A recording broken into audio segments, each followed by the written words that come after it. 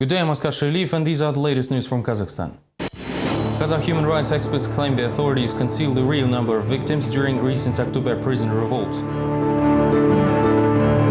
Nazarbayev's family celebrations marked with special fanciness as president's grandson turns 20.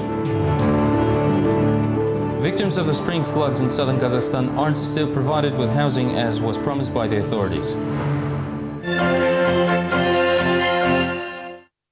4 inmates were killed during the armed storm of the Granitny prison on August 12th. This was stated by the newly created movement, the Convicts Rights Protection Committee, yesterday. Organization led by the human rights activists Vadim Kuramshin and Mohamed Abjan was founded right after the August revolt. According to the official sources, 2 were killed and more than 200 injured during the storm. However, Vadim Kuramshin, the author of the statement, refers to first-hand sources when claiming the real amount of victims. Inmates who participated in the recent revolt have told about the real numbers while being conveyed transit prisoners. Kuramshin says convicts could not refute the official data earlier, fearing the revenge from prison administration. Today, the human rights activist is anticipating to collect the convicts' written claims to be compiled and forwarded to Nursultan Nazarbayev as an open letter. When they entered Special Forces troops, they started severe beatings. When convicts started spilling the gasoline, they opened fire for effect, which created more mass and panic. Thus, 4 inmates were shot to death. In the meantime, the Kazakh Justice Ministry had reported that troops involved in settling the situation in the EC 166/25 colony didn't use the weapons. The disciplinary measures were applied to the prison administration members. However, the human rights defenders disapprove such measures and demand to convict entire administration of the colony. Moreover, they suggest creating an independent commission to hold an investigation of the revolt, causes and consequences. Their demands were designedly groundless, illegitimate and impartial. Just like in other similar actions, the convicts demanded loosening the detention regime. The colony administration enforced those regulations which are common to such type of penitentiary centers. The Alga party member was attacked in Pavlodar on Thursday. When Perizat Kasimova was returning home at 10 p.m., she was attacked by 2 unidentified young men. Police had arrived to the incident not as fast as the ambulance. Kasimova was diagnosed with brain concussion after 4 stitchings. We're not assessing it as an attack on our party, but a regular hooliganism. We don't have a ground to think otherwise.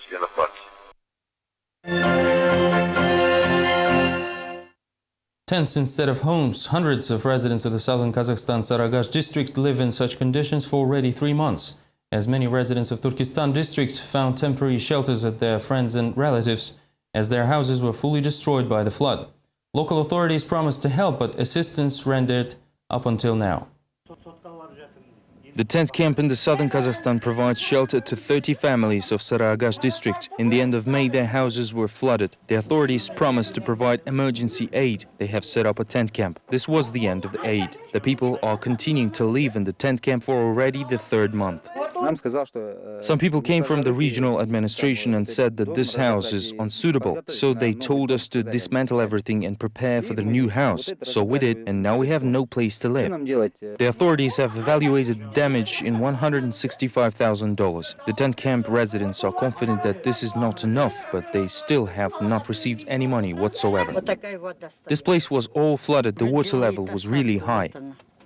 The residents of the Turkestan district are also waiting for help. In June, the Sirdarya River has flooded 3 villages at once. The house of Olga Gate is unsuitable for living. For almost 3 months, the pensioner lives at the friend's house. Another 50 people are in the same situation.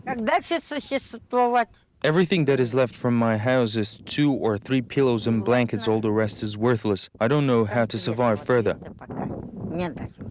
The authorities are blaming the victims as apparently they have no proving documents for their property. Moreover, the authorities still have not calculated the damage in Turkestan flood. The calculation of the damage is underway, but people have no documents for their houses. When all of them will be registered, we will make an evaluation. The authorities say that they were restoring the documents of the victims the entire summer. They are optimistic and say that the documents will be restored. Meanwhile, the first rains of the fall are just several days away. It seems like residents who lost their homes will have to survive the autumn cold weather in the tents while the elite is throwing fancy parties. On Thursday, Nazarbayev's family have celebrated 20th birthday of the president's grandson. A week ago, a number of messages was spread in the media about the birthday of Nazarbayev's nephew. On Thursday, Russia's famous TV host Anfisa Chehova had posted a message in her blog saying she was offered to host a birthday party of President's nephew. According to her, Russian celebrities such as Vera Brezhneva, Anton Zatsepin, 5est and Cerebro bands came to entertain the guests of the event. It was also attended by famous American hip-hop singer Sierra. In February, Nazarbayeva's youngest daughter Aliyah had celebrated her birthday even fancier. Then the event featured Jennifer Lopez and Britney Spears. According to unofficial sources, the honoraria of singer Sierra alone was estimated at around $500,000. I was hosting the birthday of Nazarbayev's nephew. Even the slippers in a hotel where I was accommodated in had strazzes. The birthday boy was presented brand new BMW X6, which stood in front of the hotel with red bow. I wish I received the same kind of present. President Nursultan Nazarbayev was awarded the highest juridical acknowledgement on the eve of Kazakhstan's Constitution Day. In honor of the holiday, the main square of Astana will feature a military parade. Moreover, a number of meetings and conferences are planned where participants will interpret and analyze every point of the Constitution. Next report has more. The International Conference, Constitution, the base for the democratic development of the state. The experts are confident that Kazakhstan has a good base as it has a 15-year experience of coping with it. The educational work is conducted with the nation for the strengthening of the base. Democracy is a culture of teaching citizens to obey the law. We're on the stage of teaching our citizens to respect the law and living according to the law. According to Nursultan Nazarbayev, he researched 25 different constitutions before offering the Kazakh constitution to the people. Today, many were praising the wisdom and far-sightedness of the president. We congratulate all Kazakh citizens as we think that they are lucky to have such a great leader. The experts, though, remain moderate in terms of evaluating the realization of the constitutional norms in the everyday life. It is hard to say whether to congratulate or envy the Kazakh citizens. Generally speaking, if to mention the constitutional rights, they are being observed, so to say. Of course, there are many events that are being held where the expert specialist lawyers are being invited who discuss the advantages and disadvantages of our constitution. But did anyone ask the ordinary people about it? People give their own advice to the authorities. For example, the interest shareholders are ready to give recommendations to improve the legislation, all because their rights for private property are being limited. The structure of the Kazakh state power looks like a pyramid where the international conference is being held. These are not the disbursements of the constitution, but of the political system. The norm of the constitution that says that people are the source of power doesn't work.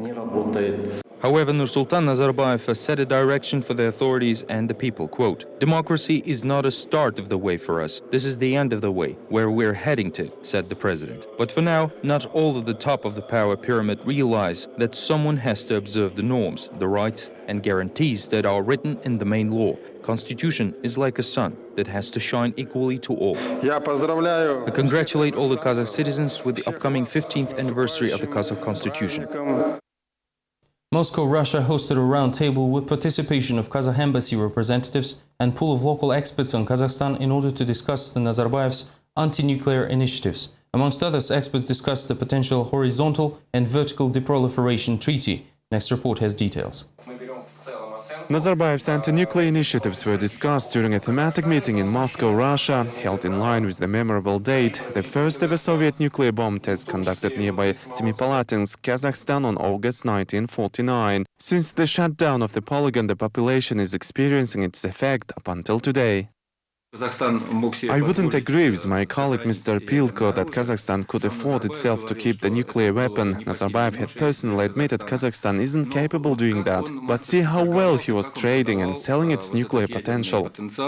Nazarbayev's initiative to create the common horizontal and vertical nuclear deproliferation treaty is perceived as nothing but an attempt to earn the Nobel Prize. It's naive to expect the document to be signed by India, North Korea and Iran, say some experts. Normally, the Nobel Prize is awarded for implemented projects or proven acts in international politics, but such initiatives in world politics are not brought up that often. The last similar award was given to President of the USA as an advance. It doesn't count because USA and Kazakhstan are countries of different range in terms of political weight. While Nazarbayev is trying to save the world from nuclear weapons, the polluted territories of the ex-Semipalatinsk polygon haven't even been fenced. The project on cleaning the soil from radioactive pollution is still under development. We will find Omurbayev, will clearly identify the damage caused to his body and will send him to Hawaii. At the end, none of the nuclear test victims went to Hawaii. However, Nazarbayev went to Washington to discuss his anti-nuclear ideas, which have found support by President Obama. Following that, Lithuania, which is going to chair the OC next year, had also expressed its support to Kazakh leader on his anti-nuclear endeavors. More than 500 residents of Almaty region became victims of fraud related with land. Local company had apparently sold out the land, which is currently under the arrest. As a result, residents who paid for them got nothing. Some say that high-ranking officials may be involved in the conflict. Next report has more. Baurjan Tukmenbaev came for the first time to see the landlord where he planned to build a house for his family. His dream faded away as the Altınuya company's activities were frozen by the finance police, accounts were arrested and the land confiscated. I still keep paying the loan off, which I got for the construction of the house, but I have neither the land nor the house. I have nothing. There are 500 people like Baurjan who are trying to seek for justice in the Karasay district court of Almaty region. The court has admitted the fact of fraud by the Altınuya firm, which had collected more than $12 million from its clients. The company's lawyers claim that it obtained 80 hectares of land for that money, which the firm is ready to transfer to residents. In the case of a good outcome, people would get their landlords as they are still available, but if the third parties will be involved, then private victims' interests are at risk. Even the claimants say the third party is involved in the case. They are sure that high-ranking officials are involved in the land issue. This fuss is lasting for 5 years already. I'm sure there are influential people involved in this, in particular Serik Umbetov, whom we tried to get appointment with 5 times. Our delegation even went to Taldykurgan, and on the 6th and 7th time we were rejected for reception as well. The trial has lasted about 30 minutes. The court had declined the respondents' request on holding additional economic expertise, which would prove the firm's land ownership fact. The next session is scheduled for 31st of August. Pension funds investors must know how their assets are managed. The Financial Control Agency suggests the funds make their investment portfolios accessible. This initiative was supported by public organizations which have demanded the same not only from pension funds but also major financial institutions of Kazakhstan and the National Welfare Fund Samruk-Kazina in particular. The Finance Control Agency demands the pension funds the asset management transparency. Because the profits from the bonds have decreased significantly, the funds became a risk zone. But concealing the confidential information will reveal the real state of things. In other words, losses, say expert Aydar Alibayev. Let then pension funds bring their portfolios in line, showcase all their bonds, establish their market price, correct them, etc. I can assure you that after that, many funds will significantly lose. So far, pension funds refrain from comments on the Finance Control Agency reforms. Only 1 out of 13 operating funds in Kazakhstan, Ular Umid, had gone for unprecedented step to showcase its investment scheme. Meanwhile, experts claim such transparency in investment tactics will create a tough competition between the funds. It may reflect in the increase of risk of losing marketability and, if necessary, to sell off the invested assets in order to provide money transfers.